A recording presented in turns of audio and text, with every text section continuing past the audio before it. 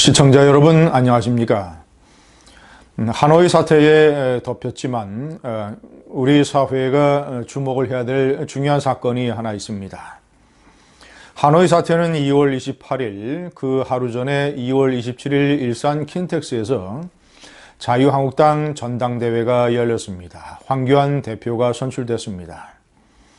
자, 그런데 전당대회 당일 민노총 조합원 100여 명이 킨텍스에 몰려와서 극렬한 구호를 외치면서 경찰과 거센 충돌을 했습니다. 한국당을 해체하라. 이 나라 제1야당의 전당대회를 폭력으로 방해하려고 하는 시도였습니다. 100여 명과 경찰들이 몸싸움을 벌이고, 자, 그리고 이 한국당 지지자들과 말싸움을 벌이면서 전당대회가 20여 분 지연됐습니다. 이것은 자유민주주의 정치 질서를 위협하는 대단히 심각한 폭력 사태입니다.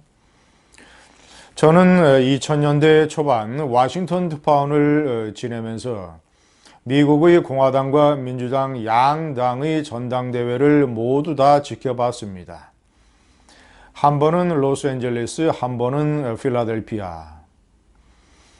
그 나라의 전당대회는 그 정당인들뿐만 아니라 당원들뿐만 아니라 전 국민이 함께 즐기는 일종의 정치 축제였습니다. 만약에 미국에서 저런 식의 폭력 사태가 발생했더라면 경찰이 무자비하게 진압했을 겁니다. 곤봉으로 패해서 전부 다 이 경찰 버스로 연행을 했을 것이며, 만약에 그런 진압에 저항을 했다면 훨씬 더 가혹하고 끔찍한 진압 도구가 사용됐을 겁니다. 자, 그런데 놀라운 것은 경찰이 70여 명을 연행을 해서 수사를 벌인 결과 이것이 민노총 본부의 주도하에 저질러진 것이 밝혀졌기 때문입니다. 2월 27일 전당대회 이틀 전에 민노총 본부는 홈페이지에 공지사항을 올려서 그날 서울역에 집결을 해서 일산 킨텍스로 가서 자유한국당을 저런 식으로 방해하는 시위를 벌이자, 이런 취지로 글을 올렸습니다. 자, 그리고 서울역에 버스를 준비를 해서 조합원들을 태워서 일산 킨텍스로 실어 날랐습니다. 시청자 여러분, 저는 그 동영상을 다시 보면서 1980년대 이래의 가장 큰 정치 깡패, 정치 폭력 사태였던 용파리 사건이 떠올랐습니다. 용파리를 기억하십니까? 용파리 사건을 아직도 잊지 않으셨겠죠. 강남 나이트클럽 영업부장을 지냈던 용파리 김용남 씨. 그가 행동대장이 돼서 이 폭력배들을 수십 명을 동원을 해서 야당 통일민주당의 창당을 방해하는 사건을 저지른 정치폭력. 자, 용파리 사건은 1987년, 자, 그 이전에 1985년 2.12 총선 때, 자, 그러니까 그때가 12대 총선이었죠.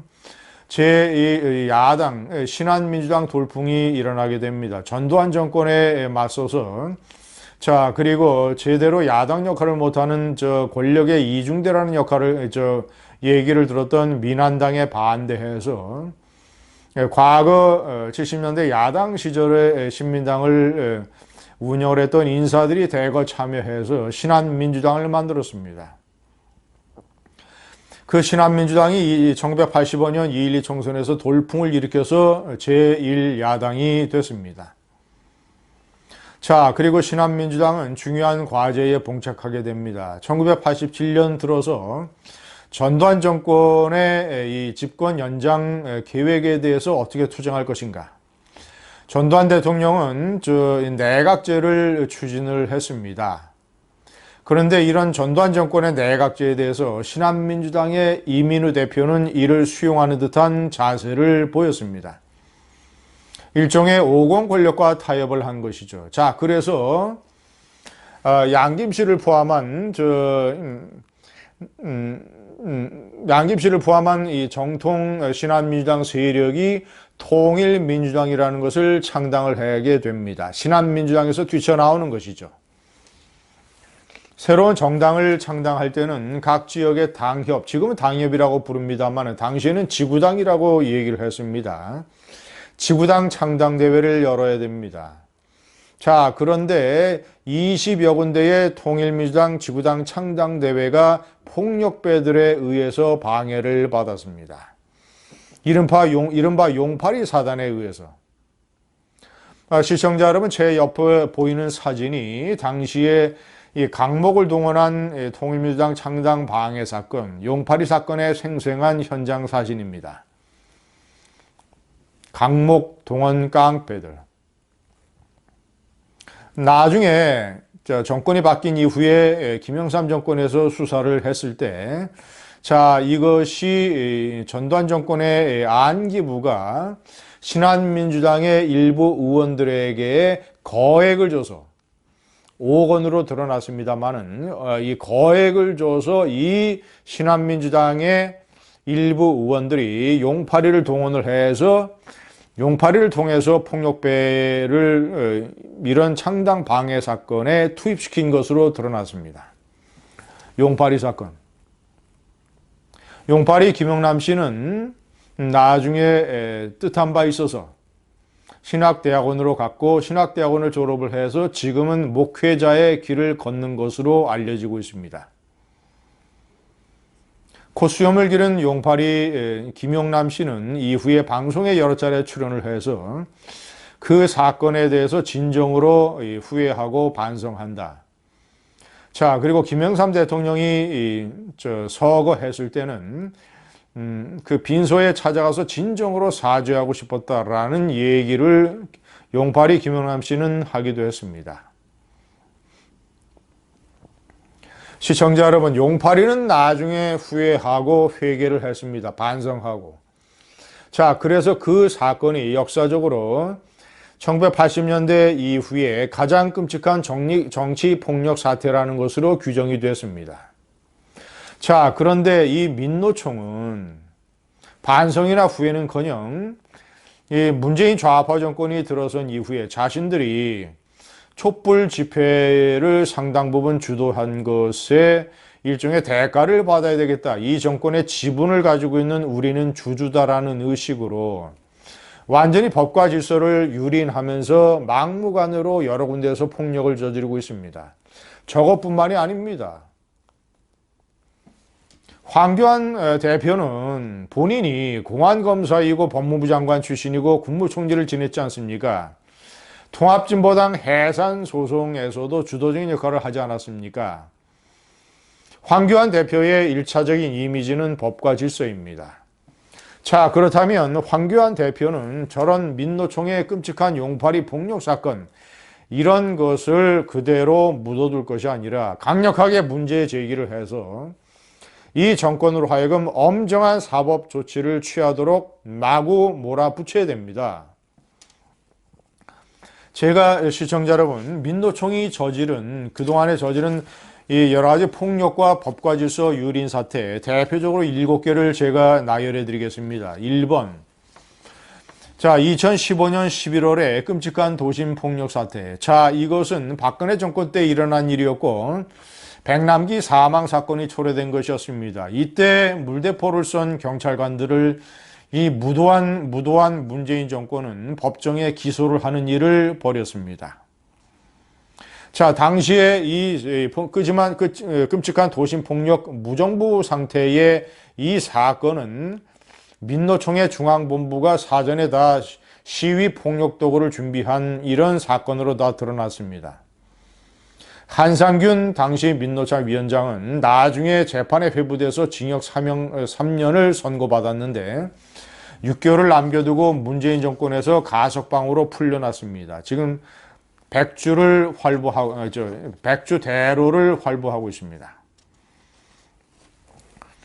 자, 2번 2018년 12월 충청남도 아산에 있는 유성기업에서 이 노무 담당 이 전무를 사장실에 감금해 놓고 사장이 보는 가운데서 노조원 10여 명이 끔찍한 폭력을 휘둘러서 얼굴을 피투성이로 만든 사건. 3번 경찰이 수사를 벌였는데 1차, 2차 소환에 불응했습니다. 경찰 조사에 저항한 것이죠. 자, 그리고 이 사건은 겨우 10여 명의 폭행을 저지른 민노총 조합원들 중에서 겨우 2명만이 구속됐습니다. 4번 공공기관과 민간기업의 불법 점거.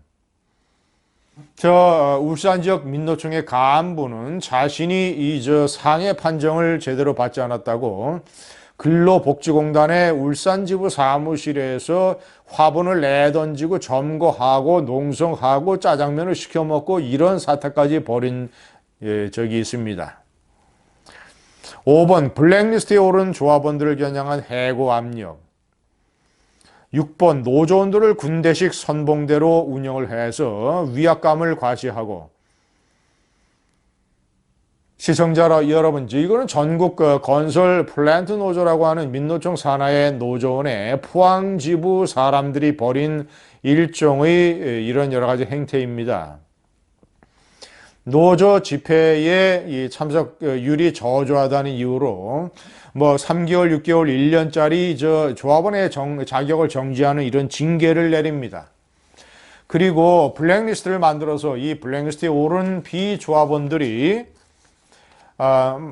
만약에 여러 가지 건설 현장에 고용이 되면 그 건설 현장의 사장이라든가 회사에게 압력을 넣어서 비조합원들을 해고하라고 합니다. 그러면 이 블랙리스트에 오른 비조합원들은 일자리를 찾기 대단히 어려워지는 것이죠.